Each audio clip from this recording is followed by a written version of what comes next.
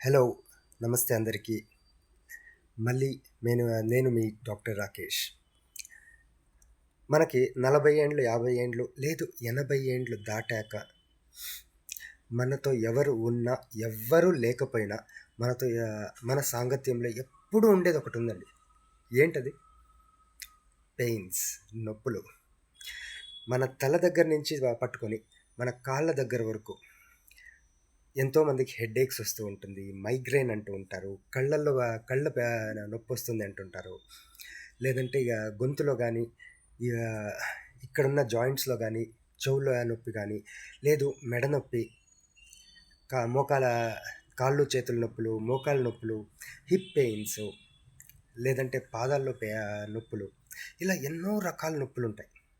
దీంట్లో pains are of two types. One is nociceptive pain అంటాం. అంటే ఏదో ఒక ఇన్ఫ్లమేషన్ ద్వారా, ఒక దెబ్బ తగలడం ద్వారా మన శరీరంలో జరిగే ఏదో ఒక ఇంజురీస్ ద్వారా వచ్చే నొప్పులు. ఇంకొకటి న్యూరోపాథిక్ పెయిన్ అంటాం. అంటే చాలా రకాలు ఉన్నాయి, కానీ మనకి యూజువల్గా కనిపించే పెయిన్స్ ఏంటంటే ఇవి రెండే.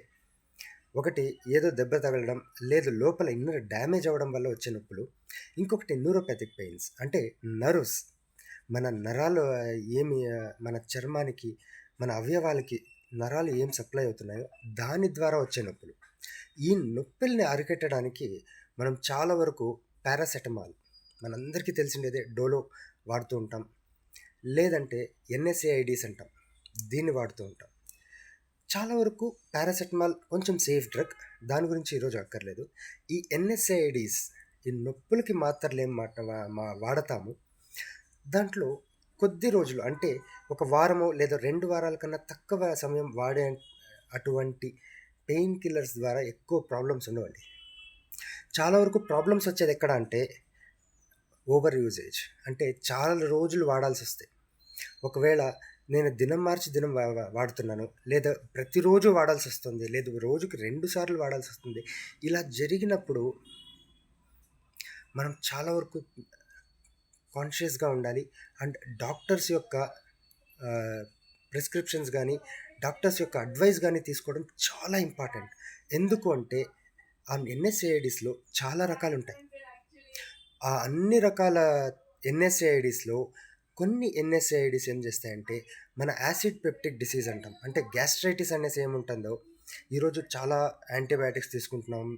ఈ వెజిటేబుల్స్లో, ఫ్రూట్స్లో చాలా వరకు పెస్టిసైడ్స్ ఉండడం వల్ల, మన మన ఆహార పద్ధతుల వల్ల, లేదు మన పడుకునే పద్ధతుల వల్ల, మన స్ట్రెస్ వల్ల ఈ గ్యాస్ట్రైటిస్ అనేది ఫామ్ అవుతుంది. ఈ గ్యాస్ట్రైటిస్ ఉన్నప్పుడు కొన్ని ఎన్ఎస్ఐడిస్ తీసుకోకూడదు. సో మీరు డాక్టర్ దగ్గరికి వెళ్ళినప్పుడు మీకేమైనా గ్యాస్ట్రైటిస్ కానీ, గ్యాస్కి సంబంధించిన ప్రాబ్లమ్స్ కానీ, దానికి అవసరమైన మాత్రలు కానీ తీసుకుంటుంటే ఖచ్చితంగా డిస్కస్ చేయండి ఎన్ఎస్ఐడిస్ తీసుకునే ముందు. ఎందుకంటే కాంబినేషన్లో తీసుకున్నప్పుడు కిడ్నీ డ్యామేజ్ అయ్యే ఛాన్సెస్ ఉంటాయి.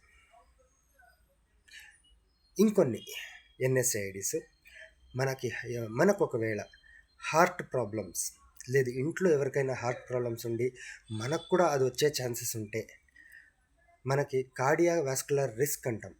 అంటే హృదయానికి సంబంధించిన ఆరోగ్య రీత్యా కొన్ని ఇబ్బందులు రావడం, ఆ రిస్క్ ఎక్కువైనప్పుడు కానీ ఈ ఎన్ఎస్ఐడిస్ చాలా కొన్ని వాడకూడదు.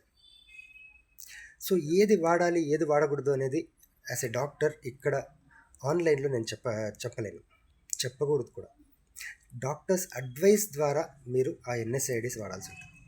దాంతోపాటు స్ట్రోక్, ఈ లక్వా అంటుంటారు, పారాలిసిస్ అంటుంటాం, ఇలాంటి ప్రాబ్లమ్స్ ఉన్నప్పుడు కూడా కొన్ని ఎన్ఎస్ఐడిస్ వాడకూడదండి. ఎందుకంటే ఈ కొన్ని ఎన్ఎస్ఐడిస్ వల్ల బ్లడ్ క్లాట్స్ అయ్యే ఛాన్సెస్ ఉంటుంది. సో మీ డాక్టర్ని సంప్రదించి కానీ ఈ ఎన్ఎస్ఐడిస్ తీసుకోకండి. ఒకవేళ తీసుకుంటుంటే ఇమ్మీడియట్లీ మీ డాక్టర్ దగ్గరికి వెళ్ళి, నాకు ఈ ఫలానా రోగాలు ఉన్నాయి, నేను ఈ మెడిసిన్స్ వాడుతున్నాను, ఈ మెడిసిన్స్ వాడచ్చా, లేదు ఏదైనా మెడిసిన్ కొన్ని రోజులు ఆపాలా, అప్పుడప్పుడు తీసుకోవాలా, ఏది సేఫ్ మెడిసిన్ నాకు అన్నది తెలుసుకొని వాడండి. Last, kidney problems. మనలో చాలామంది కిడ్నీ ప్రాబ్లమ్స్ ఉంటాయి, కానీ మనకే తెలీదు. ఎందుకంటే కిడ్నీ ప్రాబ్లమ్స్ చాలా ఎక్కువయ్యేంత వరకు మనకు తెలియలేదు. ఏదో లైట్గా కాళ్ళు వాపులు వస్తుంది అనేసి వదిలేస్తుంటాం.